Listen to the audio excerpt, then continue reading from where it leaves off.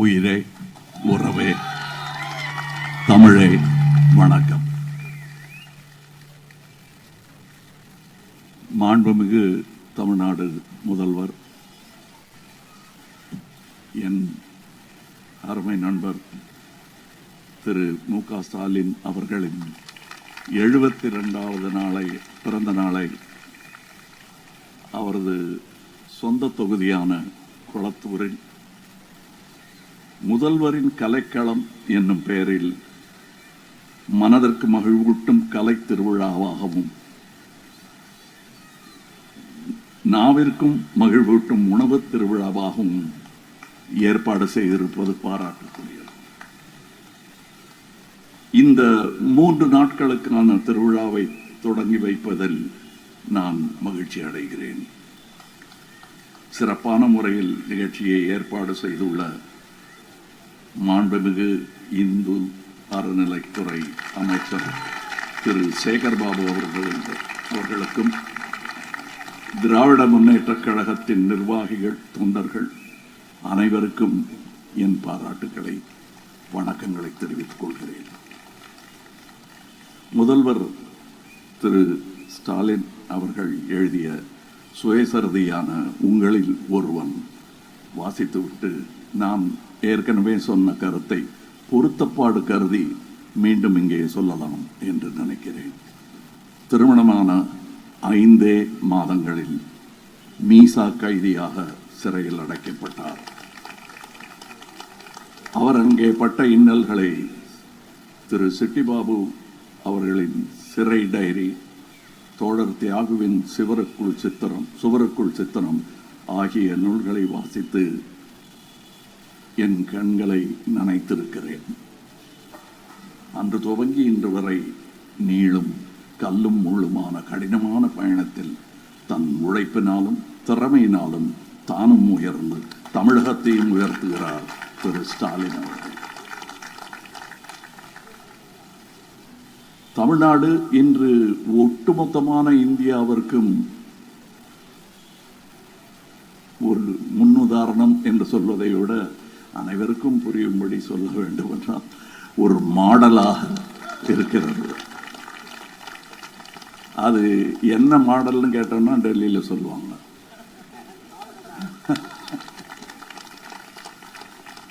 நமக்கு தெரியும், அவங்களுக்கு புரியணும்.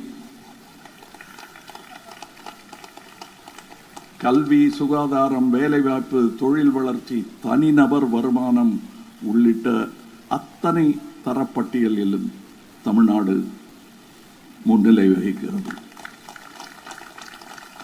இது இந்தியாவிலிருந்து வெளிநாட்டிலிருந்து பார்ப்பவர்களுக்கு கூட தெரியும் உண்மை. பத்தாக்குறைக்கு துணை முதல்வர் தம்பி திரு உதயநிதி ஸ்டாலின் அவர்களின் முன்னெடுப்புகளால் தமிழ்நாட்டு இளைஞர்கள் விளையாட்டுத் துறையிலும் பதக்கங்களை குவித்துக் கொண்டிருக்கிறார்கள். ஸ்டாலின் அவர்கள் தமிழ்நாட்டுக்கு மட்டும் நல்லது செய்கிறாரா என்றால் அதையும் தாண்டி புனிதமானது அவருடைய பயணம்.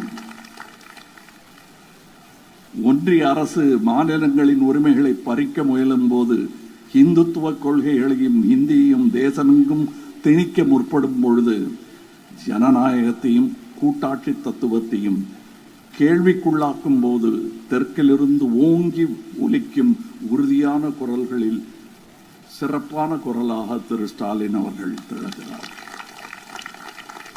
தமிழ் மொழியையும் பண்பாட்டையும் போற்றி பாதுகாக்கும் அரும்பணியில் தன்னை தளராது ஈடுபடுத்திக் கொண்டிருக்கும் நண்பர் திரு ஸ்டாலின் அவர்கள் நீடூழி வாழ வேண்டும் என்று வாழ்த்தி மகிழ்கிறேன். இந்த கொளத்தூர் தொகுதி முதல்வரின் மனதிற்கு நெருக்கமான தொகுதி என்பதற்கு பல உதாரணங்கள் சொல்லலாம். அவர்தான் கொளத்தூரை தனி தாலுகாவாக மாற்றினார். முதல்வர் படைப்பகம், பெரியார் மருத்துவமனை என அவர் கொளத்தூர் மக்களுக்கு செய்தவை ஏராளம். தங்களது கலைத்திறமையால் மக்களை மகிழ்விக்க வந்திருக்கும் நாட்டுப்புற கலைஞர்களுக்கு வணக்கம், வாழ்த்துக்கள். மகளிர் சுய உதவி குழுவினர் இங்கே ஸ்டால்களை அமைத்து சுவையான உணவு பரிமாறுகிறார்கள்.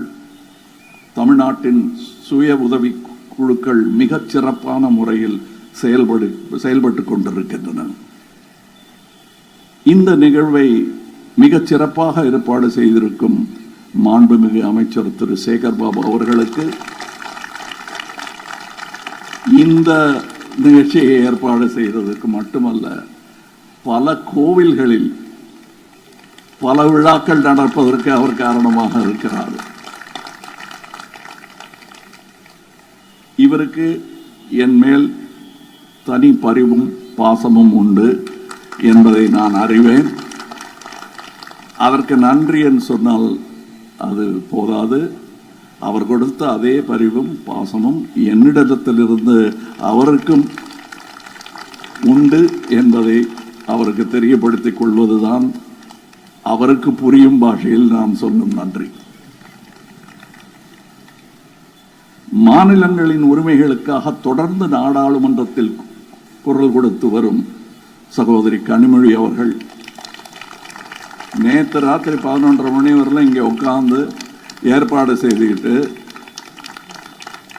இன்னைக்கு மேடல் இல்லாமல் அங்கே உட்காந்துருக்க போங்க. அதுதான் தலைமைக்கு அழகு.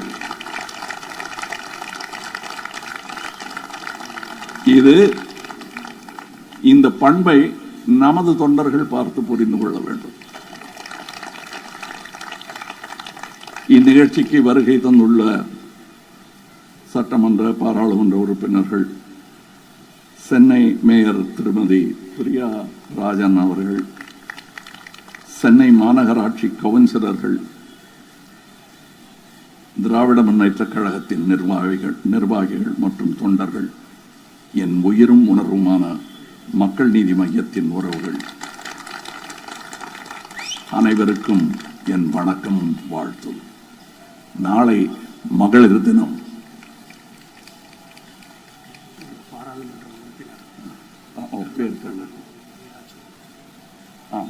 எனக்கு தெரியும். பாராளுமன்ற உறுப்பினர்கள் பெயர் சொல்ல விட்டுட்டேன். எனக்கு நல்லா தெரியும் அவங்கள. அதனால வந்த உடனே நான் பார்த்து அவங்கள விஷ் பண்ணேன். ஐயா அன்பழகன் அவர்கள் வீட்டில் எனக்கு ஒரு தனி பாராட்டு சொல்லும் கூட்டம் இருக்கிறது. ஏன்னா அவங்க நாயகன்ல என்ன பார்க்கல, அந்த வேல் நாயகரை பார்க்கல, அவங்க தாத்தாவை தான் பார்த்தாங்க. ஏன்னா நான் அந்த கண்ணாடி போடும்போதே அதை தான் நினச்சிக்கிட்டு தான் அந்த கண்ணாடி போட்டது. ஏன்னா சின்ன வயசுல நான் பார்த்த பெருந்தலைமைகள் இவர்கள் எல்லோரும். மகளிர் தின வாழ்த்துக்கள் சொல்லி, பட்டங்கள் ஆள்வதும் சட்டங்கள் செய்வதும் பாரினில் பெண்கள் நடத்த வந்தோம், 8 மறிவினில் ஆணுக்கெங்கே பெண் இளைப்பில்லை காண என்று கும்மியிடி என்கிற பாரதியின் வரியை நிதர்சனமாக்கி கொண்டிருக்கும் தமிழ்நாட்டு பெண்களுக்கும் என்னுடைய மகளிர் தின வாழ்த்துக்கள். என்னை அன்புடன் இங்கே அழைத்த அனைவருக்கும் என் வணக்கங்கள்.